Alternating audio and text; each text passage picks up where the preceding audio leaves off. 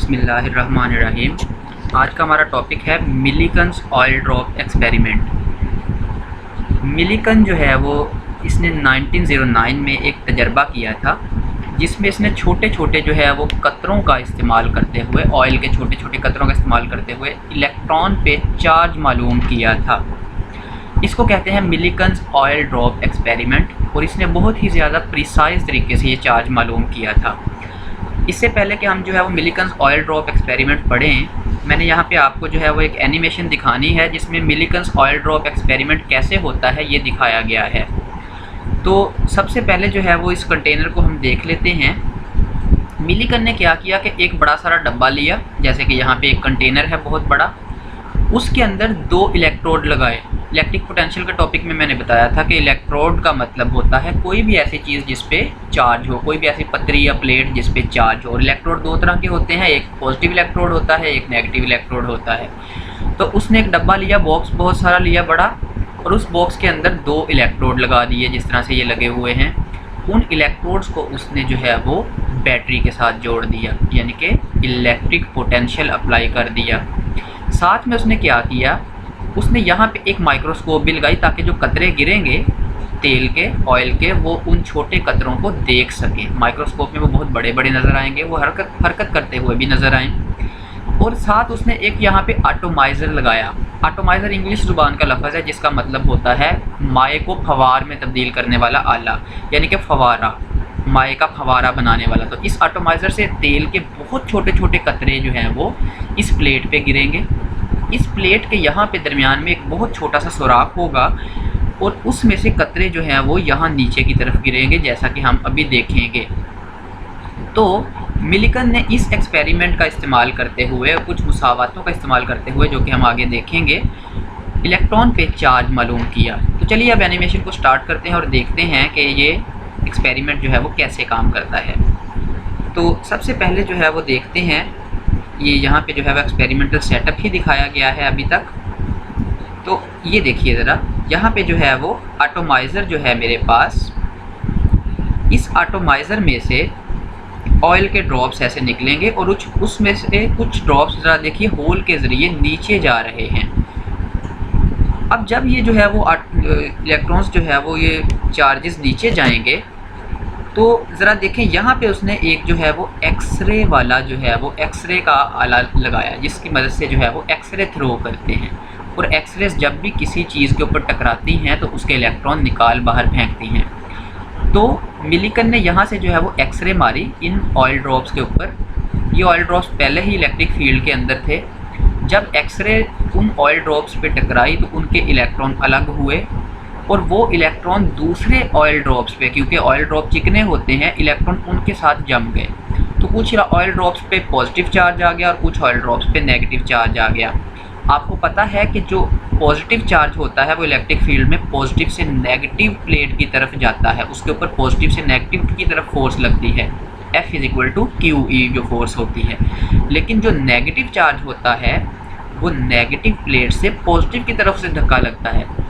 तो हम क्योंकि इलेक्ट्रॉन का चार्ज मालूम करना चाहते हैं तो हमारा कंसर्न यहाँ पे इलेक्ट्रॉन्स के साथ होगा। हम इलेक्ट्रॉन्स को देखेंगे। फिर से देखें, यहाँ से जो ऑयल ड्रॉप्स अंदर आए उनके ऊपर एक्सरे मारी गई, वो आयोनाइज हो गए, उनके इलेक्ट्रॉन्स जो हैं वो बाहर निकल गए।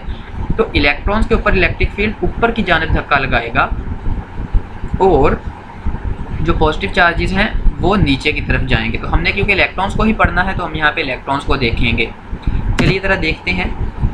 तो ये जब जो है वो ड्रॉप्स नीचे आए, एक ड्रॉप नीचे आ रहे हैं कुछ, अभी तरह हम देखेंगे कि जब इनके ऊपर एक्सरे जो है वो जाके बम्बार होगी तो उस वक़्त ये जो इलेक्ट्रॉन्स हैं, ये जो हमारे ड्रॉप्स हैं, ये आयन बन जाएंगे। ज़रा देखिए, ये नेगेटिव आयन्स बन गए हैं। अब ज़रा गौर करें, अगर हम इलेक्ट्रिक फील्ड की ताकत को बढ़ा दें तो इलेक्ट्रिक फील्ड इलेक्ट्रॉन को ऊपर की जानिब खींचेगा, ऐसे ऊपर की जानिब खींचेगा। नेगेटिव जो हमारा इलेक्ट्रिक फील्ड है इलेक्ट्रॉन को ऊपर की जानिब खींचेगा। इसका मतलब अगर हम वोल्टेज बढ़ाते जाएं, एक स्टेज पे आके इलेक्ट्रॉन रुक जाएगा। यानी कि अगर जो है वो वोल्टेज की वैल्यू इतनी हो जाए कि इस जो इलेक्ट्रॉन पे लगने वाली जो फोर्स है वो इसके वज़न के बराबर हो जाए तो फिर इलेक्ट्रॉन नीचे नहीं जाएगा, वो यहाँ पे मुअल्लिक हो जाएगा। इस स्टेज पे हम रियाजी की कुछ मुसावातें लिखेंगे और चार्ज मालूम कर लेंगे।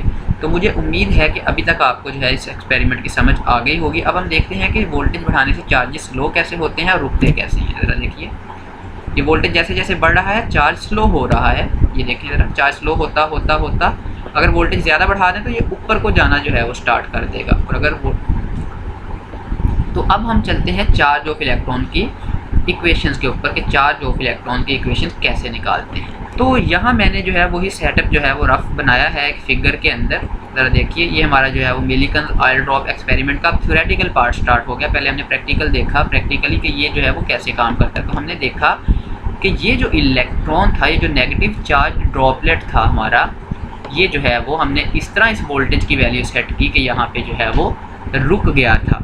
यहाँ पे ज़रा देखिए, हमने व्यूइंग माइक्रोस्कोप, इस माइक्रोस्कोप से हम इसे देख रहे हैं और यहाँ से हमने एक्सरे मारी थी इसके ऊपर ताकि ये आयोनाइज हो जाए और ये हमारा एटॉमाइज़र लगा हुआ है।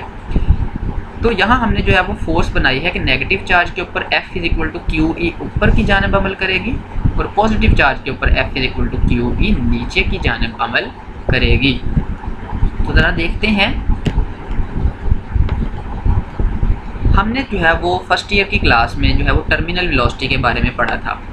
यानी कि अगर जो है वो मेरे पास कोई चार्ज जो है वो फ्रीली जो है वो फॉल करवाया जाए तो उसकी वेलोसिटी पहले तो बढ़ती जाती है, लेकिन एक ख़ास स्टेज पे आगे उसकी वेलोसिटी बढ़ना बंद हो जाती है। ये मैक्सिमम वैल्यू ऑफ वेलोसिटी, इसको हम टर्मिनल वेलोसिटी कहते हैं। और ये टर्मिनल वेलोसिटी जब जो है वो चार्ज अटेन कर लेता है उस वक्त इस चार्ज का जो मास है mg, ये किसके बराबर होता है? विस्कस ड्रैग फोर्स के बराबर होता है। लेकिन अभी हमने जो है वो इसे फ्रीली फॉल नहीं करवाया, अभी तो हमने जो है वो इस चार्ज को वोल्टेज प्रोवाइड किया हुआ है इन प्लेट्स के दरमियान और उनकी वजह से ये चार्ज यहाँ पे रुक गया है। तो ज़रा देखते हैं कि हम अब कैलकुलेशंस कैसे करते हैं। हमारी कैलकुलेशंस के जो हैं वो दो पार्ट्स होंगे। हम सबसे पहले अपना फर्स्ट पार्ट जो है वो कैलकुलेशंस का देखते हैं। ज़रा देखते हैं अपना फर्स्ट पार्ट कैलकुलेशंस का। स्टेप 1, हमारी कैलकुलेशंस के दो स्टेप्स होंगे। Formula for charge when voltage is increased, velocity downward is decreased and at a certain voltage charge will stop due to upward force. ये वही बात यहाँ पे लिखी है कि जब जो है वो हम वोल्टेज बढ़ाएंगे तो एक सर्टन जो है वो फोर्स F = QE पर जाकर चार्ज रुक जाएगा। चार्ज जिस पॉइंट पे रुकेगा, क्यों रुकेगा चार्ज? इस पॉइंट पे इलेक्ट्रिकल फोर्स ग्रेविटेशनल फोर्स के बराबर हो चुकी होगी। अगर हम यहाँ पे जो है वो देखें इस जो है वो वीडियो में एनिमेशन के अंदर, तो यहाँ हमें ये नज़र आएगा कि अगर जो है वो ड्रॉपलेट के ऊपर इलेक्ट्रिकल फोर्स ऊपर की जानिब अमल कर रही है क्योंकि वो नेगेटिवली चार्ज है और उसका वेट mg नीचे की जानिब अमल कर रहा है ग्रेविटेशनल फोर्स, तो जब इलेक्ट्रिकल फोर्स और ग्रेविटेशनल फोर्स बराबर हो जाएंगे तब ड्रॉपलेट रुक जाएगा। तो इसका मतलब हमने वोल्टेज की वैल्यू ऐसे सेट की है कि चार्ज जो है वो रुक गया है। तो इस स्टेज पे एक बैलेंस बन गया है इलेक्ट्रिकल फोर्स और ग्रेविटेशनल फोर्स यानी कि ड्रॉपलेट के वज़न के दरमियान। लेकिन हमने जो है वो पढ़ा था कि ये इलेक्ट्रिक फील्ड जो है वो किसके बराबर होता है? V/d। हमने electric field as a potential gradient में ये पढ़ा था कि जो पोटेंशियल में तब्दीली होती है फासले के लिहाज से वो इलेक्ट्रिक फील्ड के बराबर होती है। यानी कि अगर फासला बढ़ाएं तो वोल्टेज जो है वो कम हो जाता है। ये हमने जो है वो पोटेंशियल ग्रेडियंट के टॉपिक में ये फार्मूला पढ़ा हुआ है। अगर आपको समझ नहीं आ रही तो आप मेरी electric field as a potential gradient की वीडियो प्लेलिस्ट में से देख सकते हैं। तो यहाँ पे जो है वो E इलेक्ट्रिक फील्ड V/d के बराबर है। हम ये वैल्यू जो है वो यहाँ पे E की इंसर्ट कर देंगे। उसकी वजह ये है कि हमें वोल्टेज की वैल्यू तो मालूम है लेकिन E की वैल्यू मालूम नहीं है। तो हम अपना फार्मूला जो चार्ज का बनाना चाहते हैं उसमें वोल्टेज आए तो हमारे लिए आसानी होगी, क्योंकि वोल्टेज हम जो है वो डायरेक्ट पढ़ सकते हैं। यहाँ पे अगर हम देखें तो वोल्टेज हम डायरेक्ट पढ़ सकते हैं यहाँ से, लेकिन हम जो है वो E को आसानी से मालूम नहीं कर सकते। तो हमारा फार्मूला वोल्टेज की शक्ल में ज़्यादा अच्छा लगेगा। इस वजह से हमने जो है वो ये वाला एक्सप्रेशन यूज़ करके E को यहाँ से ख़त्म कर दिया और E की जगह पे हमने V/d लिख दिया। तो यहाँ से आपके पास आएगा QV/d = mg। तो Q किसके बराबर आया? ये D इधर चला जाएगा और V जो है वो डिनोमिनेटर में चला जाएगा, mgd/v। This is the formula for charge. तो हमारा चार्ज तो मालूम हो चुका है। लेकिन अब यहाँ एक मसला खड़ा हो गया, और मसला ये है कि ड्रॉपलेट बहुत छोटा है, उसका मास कैसे मालूम किया जाए। तो उसका मास जो है वो हम ऐसे मालूम नहीं कर सकते, उसके लिए हमारी मैथमेटिक्स हमारे काम आएगी। हम प्रैक्टिकली उस ड्रॉपलेट का मास मालूम नहीं कर सकते, तो हम मैथमेटिकली मालूम करेंगे। और यही मैथमेटिक्स की खूबसूरती है कि वो काम जो आप प्रैक्टिकली नहीं कर पाते वो मैथमेटिक्स की मदद से कर लेते हैं। तो स्टेप 2 हमारा यही है कि ये अब मास जो हमारे पास ड्रॉपलेट का नहीं मालूम हो रहा, इस मसला को कैसे हल किया जाए। तो इस मसला को हल करने के लिए हम देखते हैं, हम ऐसा करते हैं कि पोटेंशियल को ज़ीरो बना देते हैं, यानी कि यहाँ पे हम अब वोल्टेज को ज़ीरो कर देते हैं। तो ड्रॉपलेट क्या करेगा, फ्री फॉल करेगा। ड्रॉपलेट क्या करेगा, फ्री फॉल करेगा। अगर हम अपने यहाँ पे जो है वो इस फिगर में देखें तो ड्रॉपलेट यहाँ पे जो है वो फ्री फॉल करेगा।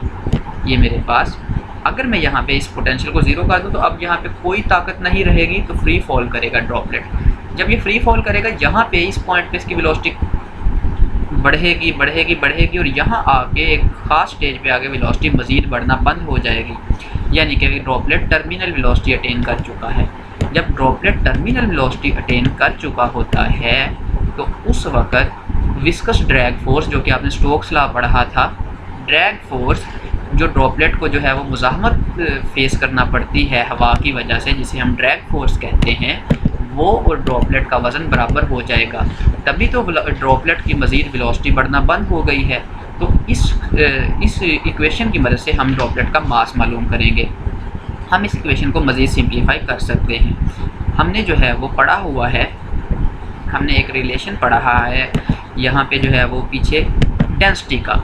आपको उस ऑयल की डेंसिटी ज़रूर मालूम होगी जिस ऑयल के ड्रॉपलेट्स आपने यहाँ पे फॉल करवाए थे, लेकिन आपको उस ऑयल के इतने छोटे ड्रॉपलेट का मास मालूम नहीं है, क्योंकि आपको ड्रॉपलेट का वॉल्यूम मालूम नहीं है।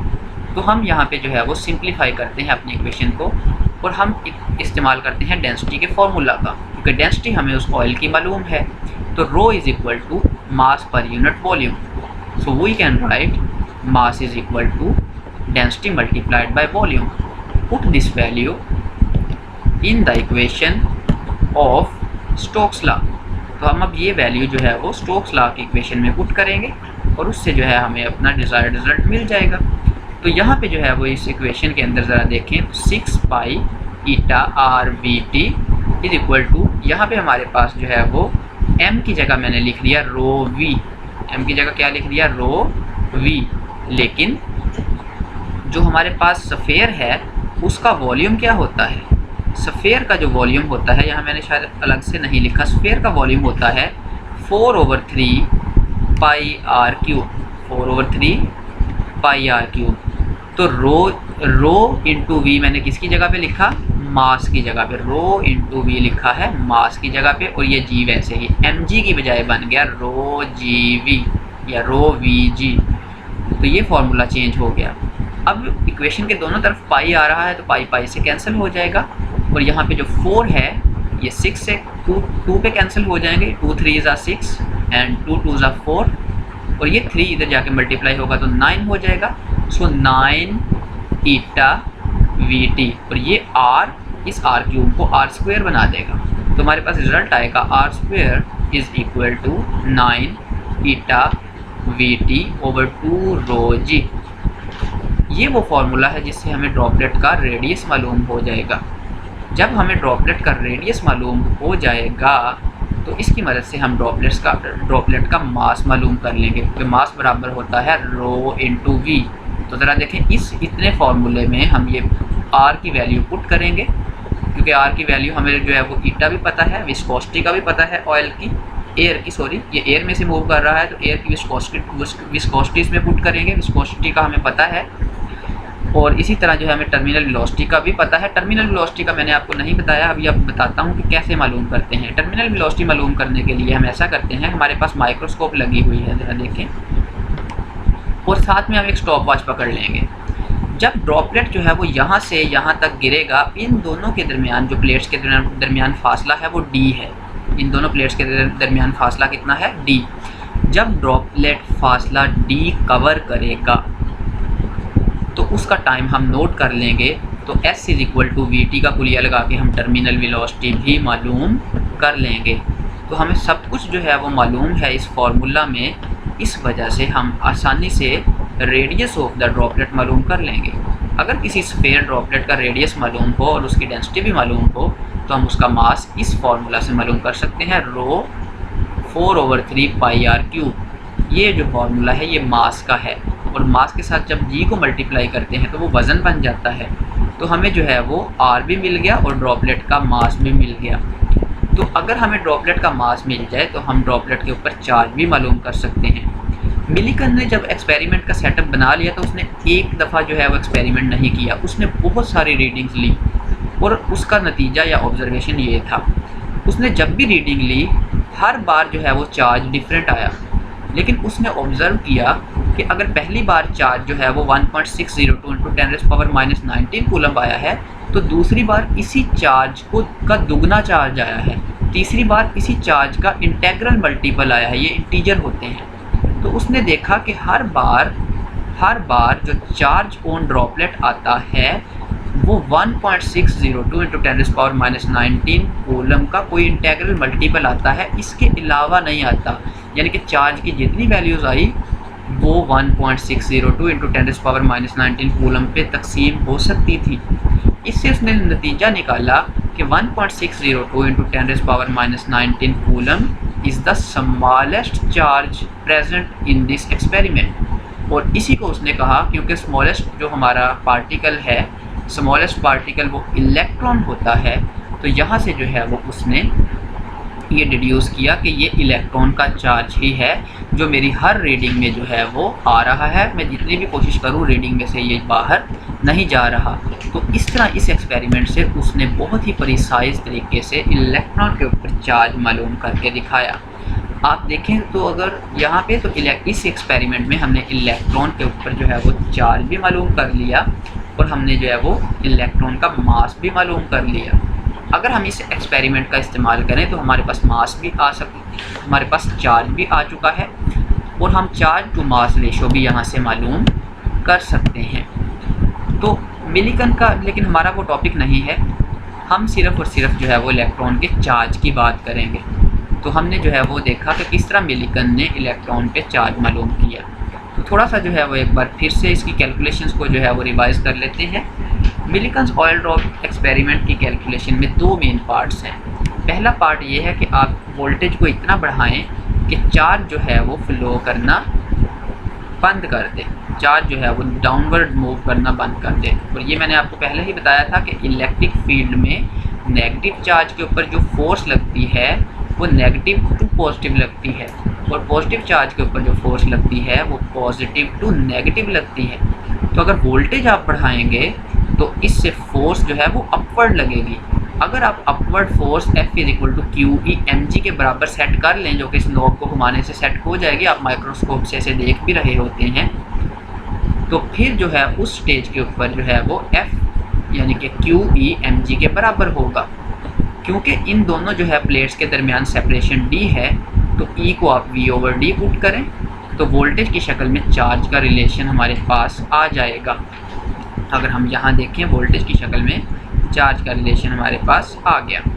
लेकिन इस रिलेशन में छोटा सा मसला आ गया, G भी हमें मालूम है, D भी मालूम है, V भी बहुत इजीली चार्ज मालूम हो जाना था, लेकिन मास ऑफ ड्रॉपलेट ने मसला खड़ा कर दिया। इसलिए हमें दूसरा स्टेप लेना पड़ा और इस स्टेप 2 में हमने जो है वो स्टोक्स लॉ का इस्तेमाल करते हुए फ्री फॉलिंग चार्ज के लिए रेडियस ऑफ द चार्ज मालूम किया, और रेडियस ऑफ चार्ज से हमने रेडियस ऑफ द ड्रॉपलेट मालूम किया, और रेडियस ऑफ ड्रॉपलेट से हमने जो है वो मास ऑफ ड्रॉपलेट मालूम कर लिया, और उस मास ऑफ ड्रॉपलेट की वैल्यू वहाँ पुट करके चार्ज निकला, और उन चार्जेस में जो सबसे छोटा चार्ज था वो इलेक्ट्रॉन का चार्ज होगा। याद रहे कि हमने एक्सपेरिमेंट के स्टार्ट में कहा था कि जो इलेक्ट्रॉन्स जो है वो एक्सरेज की वजह से जो है वो निकलते हैं जब जो है वो गैस आयोनाइज होती है, तो वो ड्रॉपलेट्स जो है वो चार्ज की जो हमारे जो ऑयल है, ऑयल की स्टिकनेस की वजह से उसके ऊपर ड्रॉपलेट्स जो है वो इलेक्ट्रॉन्स जो है वो स्टिक हो जाते हैं, चिपक जाते हैं। इसलिए हमारे पास जो एक ड्रॉपलेट है उसके ऊपर कई इलेक्ट्रॉन्स हो सकते हैं, तभी तो ये जो चार्ज आया है हर ड्रॉपलेट का वो इस इलेक्ट्रॉन के चार्ज का इंटेग्रल मल्टीपल आया है। तो मुझे उम्मीद है कि आपको आज जो है वीडियो समझ आ गई होगी, आज का लेक्चर। अगर आपको इसमें अभी कोई भी कन्फ्यूजन है या एनिमेशन में कोई प्रॉब्लम है तो आप जो है वो नीचे कमेंट्स करें, अदरवाइज़ वीडियो को लाइक और शेयर ज़रूर करें और नीचे रेड कलर के सब्सक्राइब के बटन पे क्लिक करें। अब तक के लिए इतना ही, अगली वीडियो के साथ हाज़िर होंगे। अल्लाह हाफ़िज़।